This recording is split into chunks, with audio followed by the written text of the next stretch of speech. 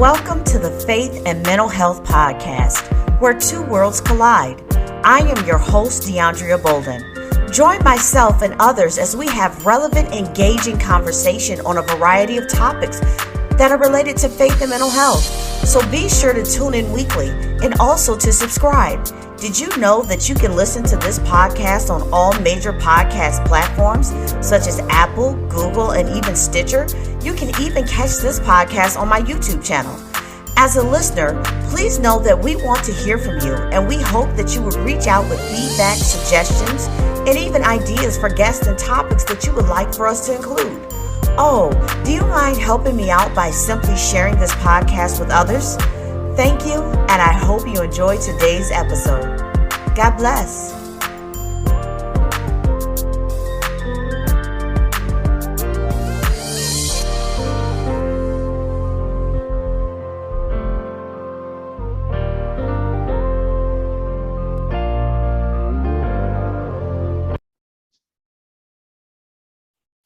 Hello, everyone. I'm your host, DeAndrea Bolden, and today I have a very, very special guest with me. I have Dr. Matthew S. Stanford, but I'm not going to get into his bio. I'm going to give him a moment to introduce himself to our listeners. Hi, I'm Dr. Matthew Stanford. I'm the CEO of the Hope and Healing Center and Institute in Houston, Texas, and I'm also adjunct professor of psychiatry at Baylor College of Medicine. Awesome. And so for those that don't know, he's being very shy. Dr. Matthew Stanford is very well known when it comes to the faith and mental health community. So I am just ecstatic to be able to interview him today, talking about his latest book. And so I do have it right here. Hopefully I'm so terrible with holding stuff up to the camera, but the book is titled Madness and Grace. And it's called A Practical Guide for Pastoral Care and Serious Mental Illness. And I began reading this book once I received it, I believe, maybe a week and a half, 2 weeks ago. Can't remember the exact date, but I would tell you that this book is very well written. It is a resource and a tool that I believe a lot of believers could benefit from having. So, Dr. Stanford, let's take a moment. Let's step back and talk about what caused you to write this book. Yeah, I've been very interested in the intersection of mental health and faith for quite some time. And one of the things that really led me to that was the fact that in the United States today, a majority of people with mental health problems never receive any treatment. But what we do know is that anyone in the general population that is struggling with these problems is more likely to engage a clergy first. And so we know they go to clergy first, seeking assistance. They may not know they have a mental health problem, they just know they're struggling. But yet we find that less than 10% of clergy ever make a referral. And less than a quarter of faith communities in the US have any kind of ministry or outreach for people that have mental health related problems. And so, I've been very interested in that for a while, and I've written some books around that. We're mostly educational, but I was getting a lot of requests to write something that was very practical, kind of a step-by-step. What do you do when someone walks into your office? What do you do if you're a layman that works in a ministry and you think someone is struggling with a mental health problem? How do you determine that? And so that's what I did with Madness and Grace. I tried to be extremely practical, very much step by step. This is the question you ask. This is the answer you look for. And it's been well received so far. Awesome. That was I like how you included the statistics in there, because I think it adds value to it when we can really look at it and say, hey, only 10% of clergy refer people for professional mental health services, and knowing that the majority of people in the church that need help are going to their clergy. So I think this is very important. And so who would you say is the intended reader for your book? Is it just pastors, or is it just, kind of anybody who would benefit from this? I would say, at the first level, it would be anyone that's involved in any kind of ministry in which they might be delivering some kind of pastoral counseling or pastoral care. So that doesn't necessarily mean a professional vocational pastor. I mean, certainly those are thought of, but any layman that would be involved in leading a Bible study or ministry where you're going to provide pastoral care or counsel to those that you're serving. And then also, beyond that, I've had a lot of people, for instance, teachers, individuals that are kind of what you think of as gatekeepers, in the sense that they engage people first when they might have mental health problems. And then certainly the family members of individuals who have mental health problems. I think there's a lot of resources there that can help them better kind of care for their loved ones. That's good. That's good. And so, yeah, so I have, like I said, began reading it. And one of the chapters that for me really stuck out was chapter 3, where you talk about child and adolescent mental health. And I think this is very important because one thing I learned in undergrad and grad school is that mental health issues do not typically present themselves the same way in children as they do in adults. So, what are some things that you can speak to concerning child and adolescent mental health?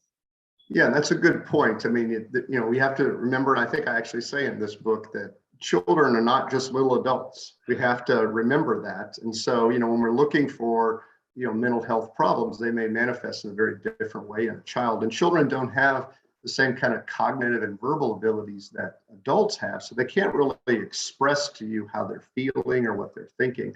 So, one of the things we have to begin with is understanding that 50% of chronic mental health conditions are in place by the time someone's 14 years old. And 75% are in place by the time someone's 24 years old. And so, between 14 and 24 years old is where you will see the majority of mental health conditions manifest themselves.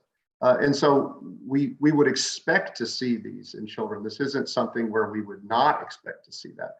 And then, I think the other thing we have to look at is, as a parent or anyone that works with children, you have to step back and you have to ask yourself, is what you're seeing in this child different than an average child of that age and gender? So, 8-year-old boys are hyperactive and impulsive. That's just normal. Okay. And so a child that, is restless and can't sit still, an 8-year-old boy in a class, is he more restless and unable to sit still than a normal 8-year-old boy? So, we have to ask ourselves that first. And then secondly, we have to ask, are the behaviors or the thought patterns or mood issues that this child is displaying, if they are different than that average child, are they impairing them in some way? Are they affecting their ability to have relationships? Are they affecting their ability to academically perform? Things like that. Because that's an important kind of measure on whether this is more of a disorder than just a short-term struggle. And then I think we have to ask ourselves kind of the chronicity of that. How long has this been going on? Is this a change from before? Has this child been like this, or is this child something changed? And I think if we have answers to those and we, and that concerns us, then I think we move forward. I think one of the things we have to do is we really have to overcome this idea that, we don't want to send a child to a mental health care provider unless we're just absolutely positive.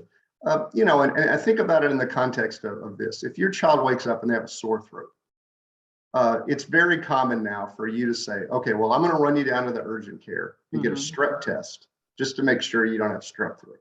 Okay. Because we know if you have strep throat, we can give you certain antibiotics and they'll knock it out pretty quick. But if you don't, if you just got some virus or something, then we'll have to deal with it. It's the same thing with the mental health care provider. If you see a child struggling and you're concerned, there's nothing wrong with going to a mental health care provider and allowing them to make an assessment and make a determination on whether something's going on. So I think we have to overcome that stigma as well. But like any medical condition, mental health conditions, when recognized early and treated early, are much easier to deal with. Wow. I think one thing that when you were talking, one thing that really stuck out is a lot of parents have a fear of labels.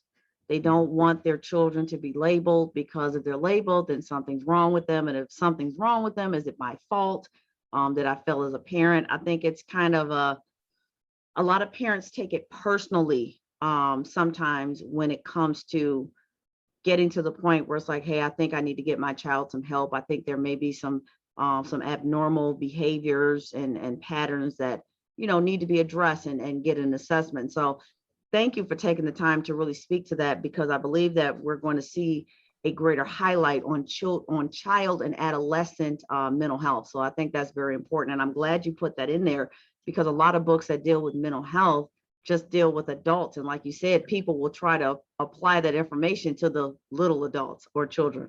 So thank you for putting that in there. But I wanted to, one thing that really stuck out to me when I was reading the book, and I don't know why I chuckled, but it was the page where you were talking about like if a pastor is dealing with someone with SMI in their office, you were like, make sure you have an exit, make sure there's no letter opener on the desk. And that letter opener part just kind of made me chuckle. But what are some things, based on the book, or even based on based on your experience as a professional, that you would give to clergy when dealing with people that have serious, mental health issues? And I think, one thing about it, when we see serious mental illness, I think people need to realize, I think I'll have you define that. Now I could, but I think it would come better from Dr. Stanford. Can you define serious mental illness? And then can you give clergy and even lay people a few tips when they're dealing with people like that? Because we've had some show up at our church, and thank God, one of the pastors is a state licensed therapist, and there's other people in there that have educational backgrounds and certifications and different things like that. But if you can explain what serious mental illness is, because I forgot. I never like to make the assumption that people know.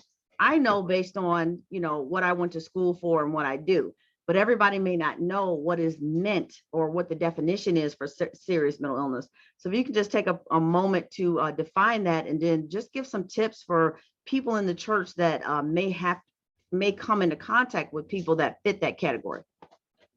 Yeah, it's a little bit of a misnomer, the state, serious mental illness. And I use the term all the time because it is a term we use, but serious, because there really is no unserious mental illness. Right. Not the way you really think about it. So it's not like we have two categories. So it's just a defining a statement to say that the disorder is one that impairs a person's ability to function. And so something like OCD or post-traumatic stress disorder or schizophrenia, those would all be considered serious mental illnesses. And in fact, most mental illnesses that anyone would know of would be considered serious mental illnesses because they impair a person's ability to function normally.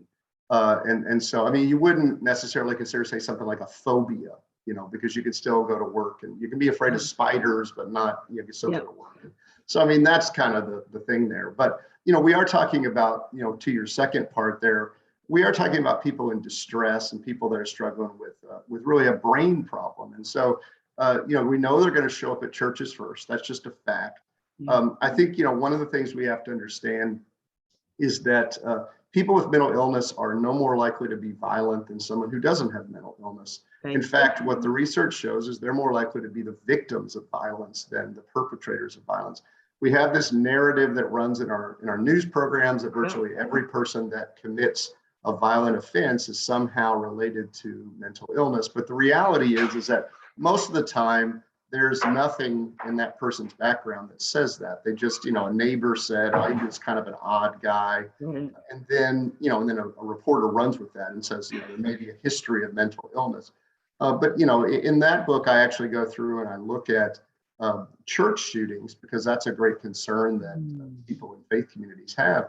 And there's virtually no evidence that there's a subset of them that were the result of domestic violence. That's not mental illness. I mean, there's a subset of them that the result of racism. I mean, that's not a mental illness. And then there's a subset where we don't even know. So when you're dealing with people, I think the first thing to do is to kind of make sure you understand that this isn't a person to be afraid of. This is a person to show compassion to, because they're in distress and they've come to the church for assistance. Now, in that chapter where I go through and I talk about kind of how to make yourself safe, that typically is in environments where you're kind of alone with the person, and and it's in a confined environment. But you would do that with anyone, And so you want to make sure you know where your exit is. You want to not have, if the person's agitated, you don't want to have weapons. Things that can be used as weapons out. But I think in a church setting, I think one of the things that people ask me the most is, what if somebody comes in and disrupts our service? That's a very common thing. And so how are you going to handle that? And, what I recommend is that number one, you recognize that the most important person in God's economy at that moment is that person, because he put them in front of you. And so, that's not a person to be drug out of your sanctuary by some off-duty police officer because he's being loud. Or she's being loud. I think what it is, it's a time for you to engage them and have a conversation, and really to teach the rest of the congregation that when people show up here and they're struggling, we're going to show them grace and love. And I often say, what does it say to your congregation if they see somebody handcuffed and being drugged out of your sanctuary because they were being loud. I mean, again, I'm not saying it's not disruptive. I'm just saying that, we know they're likely to come there. And back to the idea of serious mental illness, I mean, research has demonstrated that the level of pathology that you find in people who seek out assistance from clergy first is the same level that you find for people who seek out assistance from psychiatrists. So these aren't people that just have kind of mild mood issues. They might have a psychotic disorder. They might, who knows what might be going on. And I think we need to be prepared to care for them and think about, how we might serve them. And that's what a congregation needs to do ahead of time. Your leadership needs to sit down and say, okay, somebody shows up at the service and is disruptive. I'm not saying that they're violent. I'm not saying that they're throwing things or threatening people or they have a gun. That's something for the police to deal with. They show up and they're being loud, and it's obvious that there's a mental health issue. How are you going to handle that? You need to think about that ahead of time. Someone shows up at the front office and they're yelling at the secretary and they're obviously have a mental health problem. How are you going to handle that? So, I mean, you need to have a process in place. I think most of the time where it kind of goes awry is because churches don't really think about that ahead of time. And they don't have a process in place. They often have a process in place for I can't tell you how many churches I know have a process in place for an active shooter. And what happens is someone shows up and they're agitated, they may be delusional or psychotic, and they're disruptive, and instantaneously this kind of punitive defensive approach is taken when really there's been no threat. And I think as a believer, we have to kind of step back and say, if God is sending these people to us, because there's nothing else like mental illness where people are more likely to go to a clergy first, even if they're not a believer. That's what the data shows. Even non-believers are more likely to go to a clergy first. Hey, I sent you this guy and you drug him out of the sanctuary. I mean, I don't know that I want to hear that one day. So just, do your due diligence and think ahead of time what you're going to do, and start with compassion and grace. And I think everything will work out. That was good. Very well stated. Very well stated. I'm just so excited about this book because this is a very different tool. Like you said, it's very practical. And so when I was reading it, I was like, okay, this is broken down for everyday people. There's not a lot of terminology and stuff you may see, especially with your background. And so I really appreciated this. So I want you to tell people, where can they purchase this book? And also, how can people connect with you? If somebody's like, hey, how can I contact, Dr. Stanford? Let people know where they can get the book and how they can contact you. Yeah, you can get the book anywhere that books are sold, Amazon or christianbooks.com. It's published by Templeton Press. And as far as getting in touch with us, we have a website for the Hope and Healing Center, which is just hopeandhealingcenter.org. That's our main website. But we also have a website for churches and schools with all types of resources and online training on how to work with people with mental health problems, how to recognize, and that's mentalhealthgateway.org. All of our services and all of our training are free, and you can go there. And we have a whole set of resources for faith communities. We do training for faith communities and for schools. And we would be happy to help you with that. We have support staff that can help you get these things set up, but just go to mentalhealthgateway.org. Awesome, awesome, awesome. And so I hope you guys have enjoyed me and my guest, Dr. Stanford, today, talking about his new book, Madness and Grace. And so, like he said, it's available for purchase anywhere. And so I want to thank you guys for tuning in, and I hope that you will tune in with me next time. Dr. Stanford, did you have any closing remarks before we shut it down? I just would say this. I mean, again, it's a divine opportunity. If these people are more likely to show up at churches, we need to be prepared to receive them. I mean, as believers, we don't see that as a mistake or an accident. We see that as God sending the broken to us. Wow, that's awesome. That's awesome. It's a different perspective, very different perspective, even for myself, with things I've seen, over the years. But I do know that a lot of churches do try to engage them. And so I pray that we try to engage these people more and not see them as a disturbance, and see them as someone that God has sent. And so thank you so much for being my guest today. And thank you to everyone that is tuning in. God bless.